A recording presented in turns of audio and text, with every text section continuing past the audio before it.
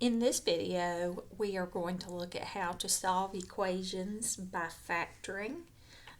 We are going to be using something called the zero product property or zero product rule.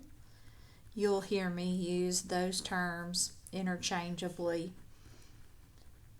In math, product means multiplication.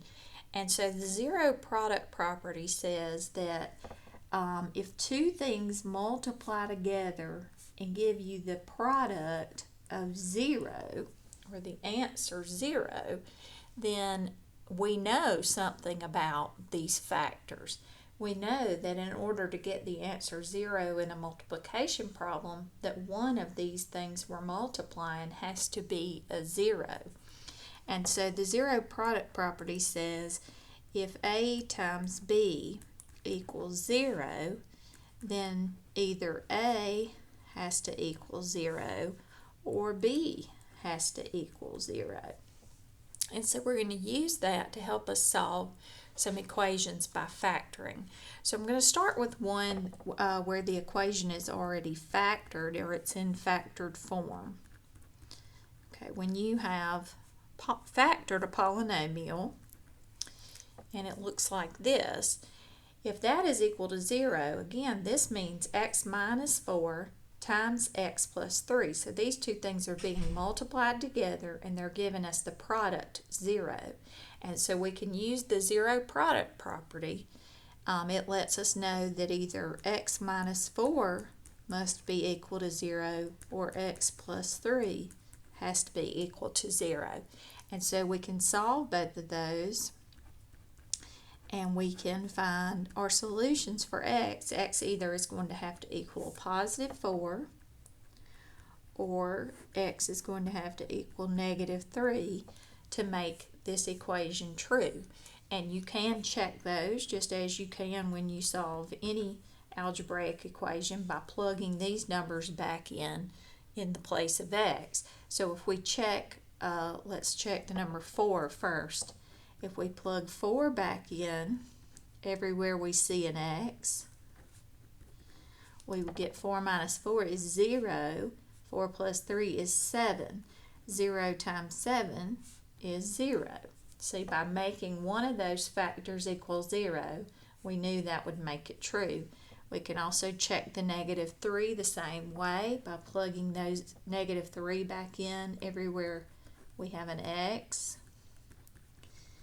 And you see that negative 3 makes this factor come out to be 0. This one would be negative 7, and negative 7 times 0 is 0. So our two solutions for x for this equation are 4 and negative 3. All right. This one is similar. Even though this is a monomial and a binomial instead of two binomials, it still shows that they multiply together to give us a product of 0. And if they multiply together to give us a product of 0, we know that one of these has to equal 0. This one is already solved, so we know one solution of our equation is 0. We'll have to do a little bit of work over here to solve for x. And we end up seeing that x would be 7/3. So our two solutions are 0 and 7/3. We can write our solution in a solution set if we want to, like that. All right, even if we have 3 factors that multiply together to give us 0, the zero product property will still work on this because it doesn't really matter how many factors you're multiplying together. If any of them are 0, the product will be 0. So since this is telling us the product is 0, we know that one of these has to be 0. So we're going to set each one equal to 0 to find our possible solutions. And we see that x could be negative 4, x could be 2, or x could be 3. And again, we can write that in a solution set like this. All right, so the ones I've showed you so far, our polynomial was already in factored form, so we didn't actually have to do any factoring. If your polynomial is not in factored form, then you will have to factor in order to solve. All right, so here we see we have a trinomial with a leading coefficient of 1. So I'm looking for two numbers that multiply to give me negative 15 and add to give me negative 2. And that's going to be a negative 5 and a positive 3. So I'm going to have p and p to make p squared, a negative 5 and a positive 3. And now I have it in factored form, and I can use my zero product property that says one of these is going to have to equal 0 since their product was 0. So p is either going to have to be 5 or negative 3. All right, and if you wanted to check those, you could. You could check them if you wanted to be sure you factored correctly. Probably the best place to check them is back into the original. Let's do that. So if we plug 5 in for p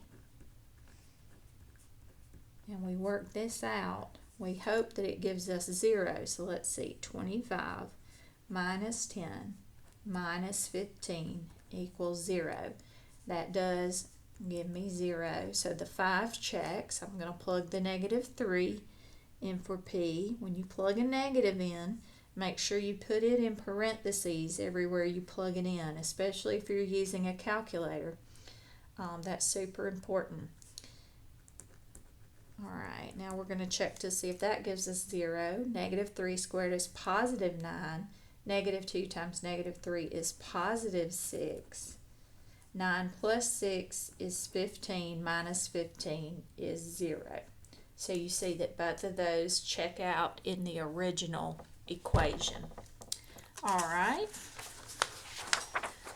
let's do a few more. All right, here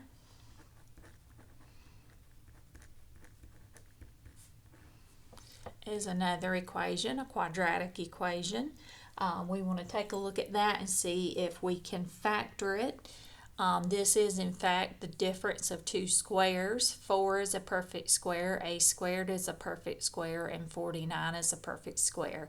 It's subtraction, and that's what makes it the difference of two squares. And when we factor the difference of two squares, we take the square root of this first term. The square root of 4 is 2, and the square root of a squared is a. So we'll have 2a and 2a. We take the square root of this last term, 49, which would be 7. And then we have 1 plus and 1 minus. Now, don't forget we're not finished because the directions were not to factor. They were to solve the equation. And so we're going to use our zero product property that tells us that one of these factors must equal 0. And so we're going to do some solving here. And on this first one, we get negative 7/2. And on this last one, we get positive 7/2. So we have two solutions for A, negative 7/2, and positive 7/2. All right, let's look at another.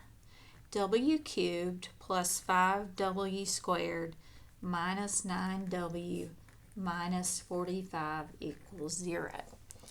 Again, we are solving equations by factoring today. So we're looking at this polynomial and trying to see if we can factor it. When we have 4 terms in a polynomial, it's best to check see if you can factor by grouping. So that's what I'm going to try. My polynomial is in order by descending powers of the variable. So I'm going to group the first 2 and the last 2 terms. My first 2 terms, I have a greatest common factor of w squared. So I'm going to factor that out, which will leave me with w plus 5. In my second pair, I have a greatest common factor of negative 9. Remember, when this first term is negative, you want to take out a negative greatest common factor. So when we're dividing both of these by -9, we should get W and +5, which is good because now we have this matching binomial that we can factor out. So if we factor out a W plus 5, we're left with W squared minus 9 equals 0. Now, we see here that we have the difference of squares. So this can be factored further. The W plus 5 is as far as it can go, so we'll leave it alone. W squared plus 9 is going to factor to W plus 3 and W minus 3. All right, now that we have that fully factored, we can use our zero product property. Even though we have 3 factors, that doesn't matter. As long as one of them is 0, it will make the product come out to be 0. So we set each one equal to 0 and solve those, and we get that W could be -5 or -3 or +3. All right. And just a fun fact, if you didn't know this, the highest power of your variable in your problem tells you how many solutions you should have. So since in this problem the highest power of W that we see is W cubed, you see that we had 3 solutions. Here, the highest power of A that we had was A squared, and we had 2 solutions. All right, let's see. This one is a little different. And I want you to keep in mind that we are trying to solve by factoring, and in solving by factoring, we want to use the zero product property. So in order to be able to use the zero product property, it's a must that we get a 0 on one side. So the first thing I'm going to do is move this 4 over to the left-hand side so that we have a 0 on one side of our equation. That's the only way we can use the zero product property. So now I see I've got this polynomial, a trinomial with a leading coefficient of 2. So I'm going to need to use the AC method. When I multiply A and C together, I get -8. So I'm looking for 2 numbers that multiply to get -8 and add to get -7. That's going to be -8 and +1. That's what I'm splitting my middle term into, a -8x and a +1x. I'm going to bring my last term down just like it is. I'm going to bring my first term down just like it is. Now, I encourage you, if you don't know what I'm talking about when I say the AC method, I have a video that explains the AC method in more detail, so you can go and watch that video. But once you've split this middle term, you now have 4 terms, and we can use factoring by grouping. I factor out my greatest common factor of my first group, which would be 2x, leaving me x minus 4. I factor out my greatest common factor of my second group. If you don't see any other greatest common factor, keep in mind we can always factor out a 1 or a -1. I'm going to factor out a +1 since this first term is positive, and that'll leave me x minus 4. And then I'm going to have x minus 4 times 2x plus 1. Don't forget that it's equal to 0. So now it is in factored form. I can use my zero product property by setting each of those factors equal to 0. And I get x equals 4 for one solution, and I get x equals -1/2 for my other solution. And like I told you earlier, this told me that I should get 2 solutions. Okay, let's do just 1 or 2 more.